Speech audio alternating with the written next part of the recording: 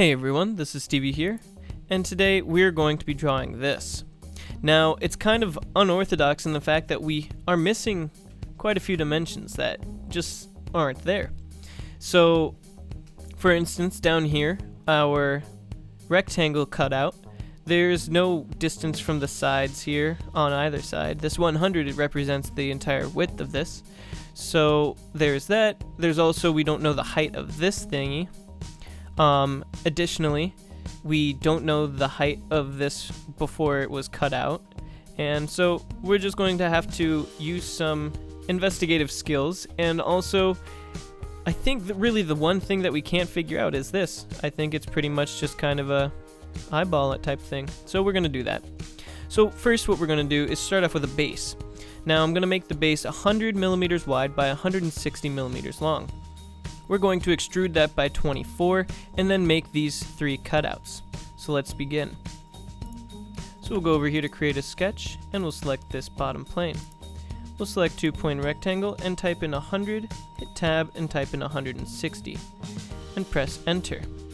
Now we need to extrude it by 24, so we will press Q, select this and type in 24 and press OK. Now we'll rotate it so that it looks like how it does in the photo. That makes it a little bit more tangible to understand where we're going with this. So now we see that these little squares on each side, they are 12 wide by 24 minus 12 tall. So they are 12 by 12. So we will go and write those in by clicking on Create a Sketch and click here. And now we will click on 2-point rectangle, select the corner and hit 12, tab, 12 and hit enter. We will do the same thing over here and 12, tab, 12 and press enter.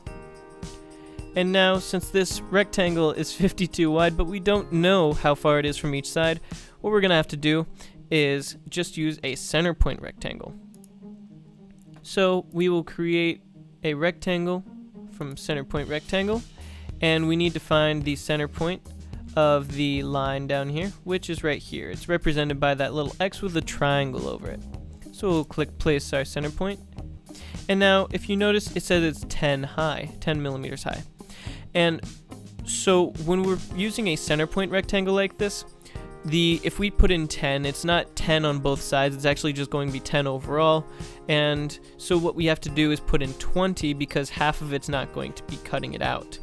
So it will be 20 by 52.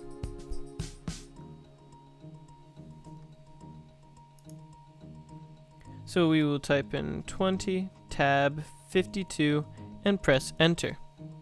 Now we can press Q and click on our 3 pieces here and subtract 160 millimeters because that's the entire length of this object. And then we'll press enter. Now we are in the position where we can actually start drawing out the outside of it, or the top of it really. So what we'll start off with is by making a rectangle here. And to me, that rectangle looks like it is, well, it's kind of interesting, these dimensions. First of all, we know that this semicircle is radius of 30. So that means that whatever this dimension is, plus 30 is the overall height. The only problem with that is that 42 is not the height from this face here, it's from this face here, which is 24 minus 12 down, so it's 12 down from here. So that means that you have 30 plus 30 is 60. Because it's 42 minus 12 is 30. So the height of 30 plus another 30 on top. So we have a total height of 60 for this rectangle. So we know that it's 60 by, well, if you look here, it's also going to be 60 because this radius is 30. So that means that this whole diameter from here to here is 60. So our height is 60, our depth is 60, and our width is 76. So we'll create a sketch, look at it here, and then we will do 76 wide by 60, press enter, and press Q. We'll select this here again and press 60 and press enter.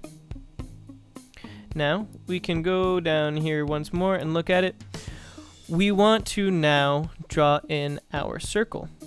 So we will create a sketch here and select this plane. So to get this circle, its diameter is 30 and its height from the bottom here is 42. So we can do that. We'll use a construction line right now to give us our distance from this bottom here. It doesn't really matter where we started at because we will be changing that. We'll type in 42 and press enter. We'll go back up to our circle and turn off construction lines and make the diameter 30. Now we know that the radius is 60, or the diameter of this whole thing is 60. So what we need to do is make it perfectly in the center. So we could draw a construction line to the middle point here, which would have been okay as well. But what I think we're going to do is just dimensionalize from this middle point to this edge and make that distance 30. And that will make both sides be 30 away. So we'll sketch dimension, click the center point, and click this line here. And we will make that 30. We'll press enter, and that's perfectly centered now. So we can press Q and select this and hollow it out by pressing OK. So next thing we need to do is we need to draw in this triangle. Now, I honestly have no clue how we are supposed to figure out the height of this or whatnot, but we're just going to kind of draw something that's, 3/4 of the way up, or, somewhere close to that, and then make a triangle out of that and hope it looks kind of close. So we know that this triangle starts 32 millimeters away from this edge here. And to draw a triangle like this in the middle here, we need to have a plane to draw it on. So what we'll do is offset a plane. So we have 32 millimeters is what is known. So we'll create a sketch here on this plane.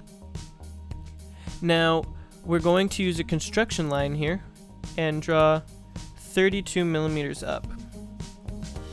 And then, so you can see where it's coming from, and then press enter.